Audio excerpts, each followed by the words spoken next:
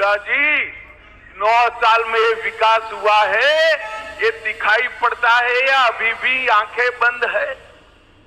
आपने क्या किया था? भय, भ्रष्टाचार और भूख का शासन दिया था। हुड्डा जी आते थे तो बेफाम भ्रष्टाचार होता था।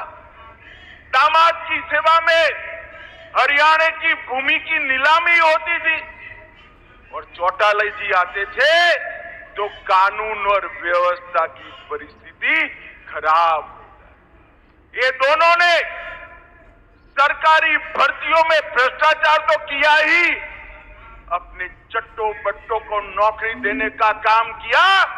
भारतीय जनता पार्टी की मनोहर सरकार ने जिसका मेरिट है उसके घर पर इसको नियुक्ति पत्र देकर एक काने पैसे के बगैर नौकरी देने का काम भारतीय जनता पार्टी की सरकार ने। एक आता था तो अपने जिले का विकास करते, दूसरा आता था तो अपने जिले का विकास करता था, मगर भारतीय जनता पार्टी ने पूरे हरियाणा का विकास करने का काम भारतीय जनता पार्टी ने किया है। दरबारी दामाद और डीडर की 3D सरकार से भारतीय जनता पार्टी ने बहुत बड़ा परिवर्तन लाकर हरियाणा को विकसित राज्य बनाने का काम किया है। मैं फिर से एक बार जोर से ताली बजा, मैं मनोहर जी को इसके लिए बहुत बहुत साधुवाद और बधाई देना चाहता। हरियाणा जैसे राज्य में से करप्शन समाप्त करना, भाई भतीजावाद समाप्त करना, हरियाणा जैसे राज्य की कानून और व्यवस्था को ठीक करना बहुत कठिन कार्य था।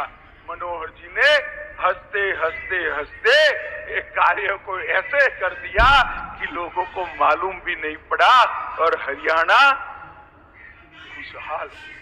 माताओं, भाइयों, बहनों, अभी अभी मोदी जी के विकास, मोदी जी को देश को सुरक्षित करने का कार्यक्रम और देश को गौरव दिलाने के कार्यक्रम से डरकर एक घमंडिया गठबंधन बना है।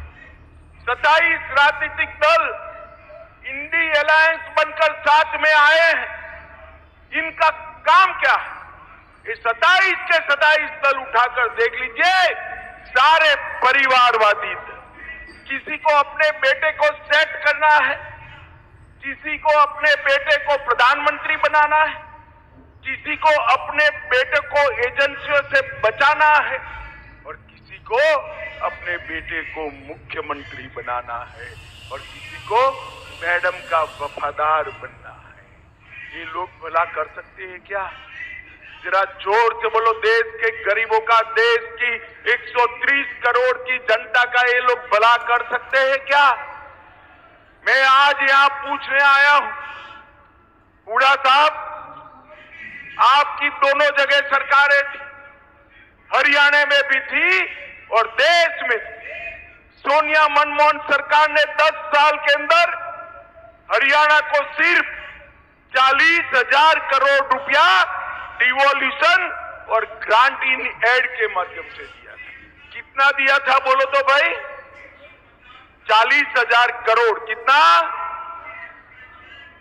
मोदी जी ने 40,000 करोड़ से बढ़ाकर 1,32,000 करोड़ रुपया ये 9 साल, और इसके साथ साथ 20,000 करोड़ की लागत से आर्थिक गलियारा परियोजना, 12,150 करोड़ की लागत से दिल्ली मुंबई एक्सप्रेसवे हरियाणा से होकर जा रहा है।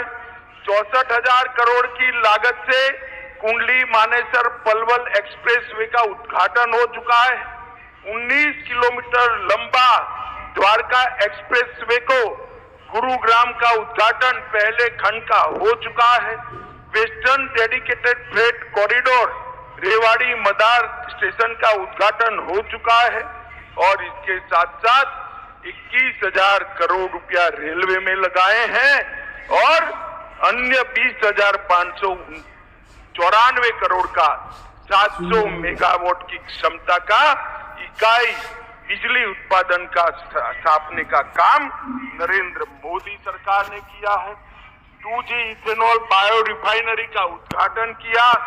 700 मिलियन अमेरिकी डॉलर की लागत से 886 एकड़ में मल्टी मॉडल लॉजिस्टिक पार्क बनाने का काम भी ये भारतीय जनता पार्टी की सरकार ने किया।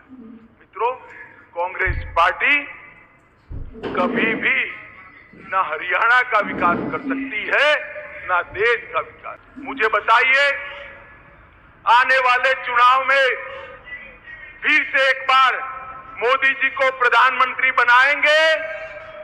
जरा जोर से बोलिए, बनाएंगे? कमल के निशान पर बटन दबाएंगे? हरियाणा की सभी सीटों पर कमल खिलाएंगे?